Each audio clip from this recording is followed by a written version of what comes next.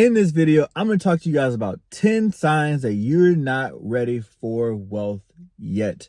Let's jump straight into it. You want fast money, not smart money. If your first thought is, how can I get rich quick? Instead of how can I build something that lasts, you are simply not ready. You want to build something that lasts, something long term, something you only have to build once and get paid on it forever. You don't have to keep building this thing, right? If your mind is stuck on quick flips, lottery wins, or shortcuts, you'll always be chasing. Wealthy people build foundations that grow for decades. Quick money fades, smart money compounds. Number 2, you still spend to impress. Impress who? Impress why? Impress for what? Right? At the end of the day, no one really cares.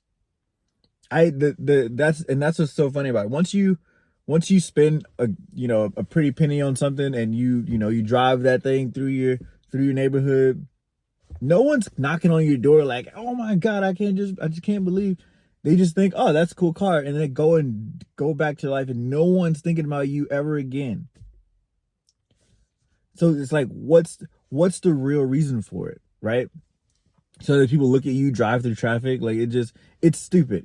I love cars. I do. I want an Aston Martin DB12. Like, I love cars, but I don't love them for the reason of, oh man, look at my nice car.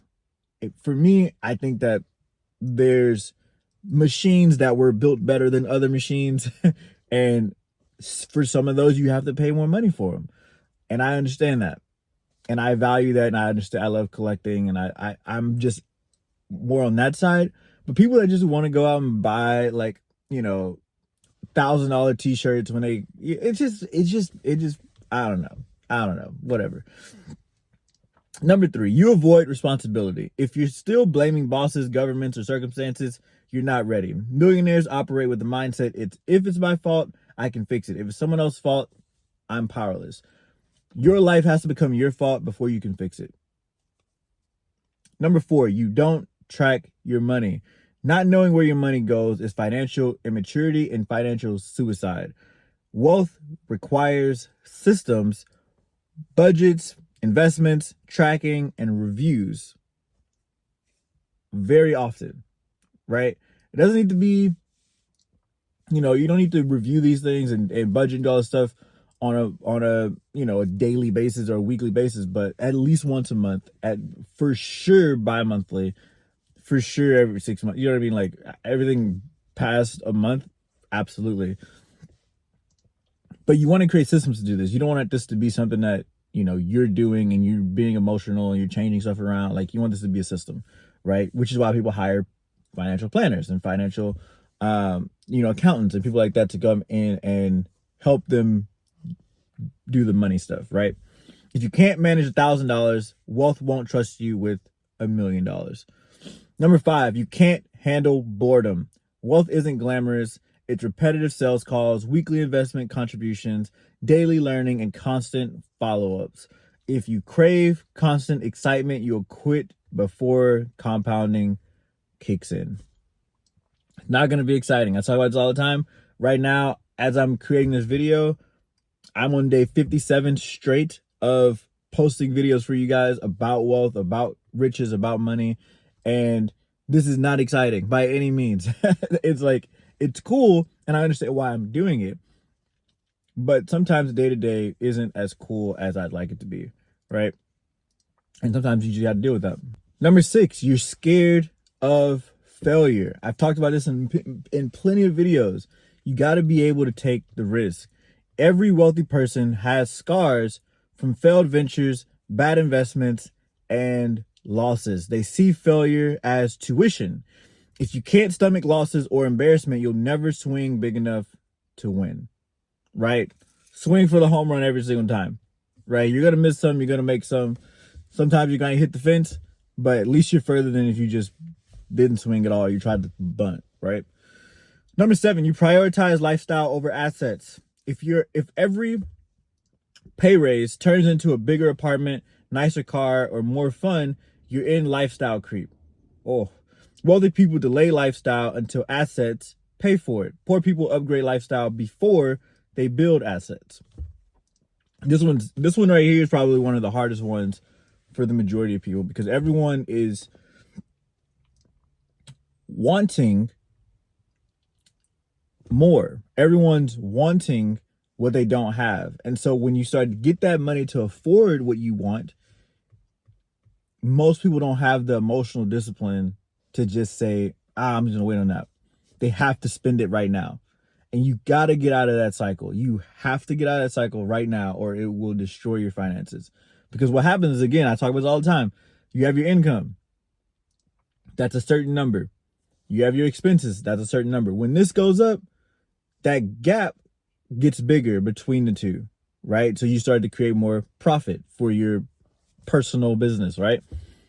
Well, if every time your income goes up, the expenses also go up, then the gap that you can live on stays the same. But the goal is to make that gap as big as possible. That's where your freedom's going to come in, right? Number 8, you chase motivation instead of discipline. Wealth doesn't care about how you feel. You won't feel like it most days. And if feelings control you, money will always outrun you. Millionaires win because they execute regardless of their mood. Simple as that. They execute regardless of their mood. They do what they got to do, even when they don't feel like doing what they got to do. Working out, diets, filming content videos. Right now, as I'm filming this, it is 6:57 in the morning, and I'm filming a video for you guys. You got to do stuff that you don't want to do. Wealth isn't just, oh man, I feel like doing this, so therefore I'm going to get exactly, like, it's not going to be stuff that you feel like doing. That's why you don't have it yet. It's outside of your comfort zone, right? Number 9, you think learning equals doing. Books, podcasts, and courses don't make you rich. Execution does. At some point, you got to apply what you know. Wealthy people learn just enough to apply, then act. If you're addicted to consuming instead of producing, you're not ready. You're just doing mental masturbation. At some point, you got to apply the stuff that you know. And at some point, it's almost bad to know so much, because you're already making calculated decisions on something you know nothing really about. So you're like, oh man, like, I would call that company and make this sales call, but that company may not want to go with me because that company, and you start creating these scenarios that don't even exist and are not even real and you have no clue about, but because you know so much, you miss out on someone else's business. And what's going to happen is that someone else that believes in action over knowledge is going to call everybody that you skip over, right? And so you got to be able to know how to shut up your knowledge gate and open up your action gate, right? Number 10, you don't know who you are yet. Money magnifies who you already are. If you're undisciplined, insecure, or impulsive, wealth will multiply that chaos. Let me ask you a question. If I gave you $1 million, what would your day look like?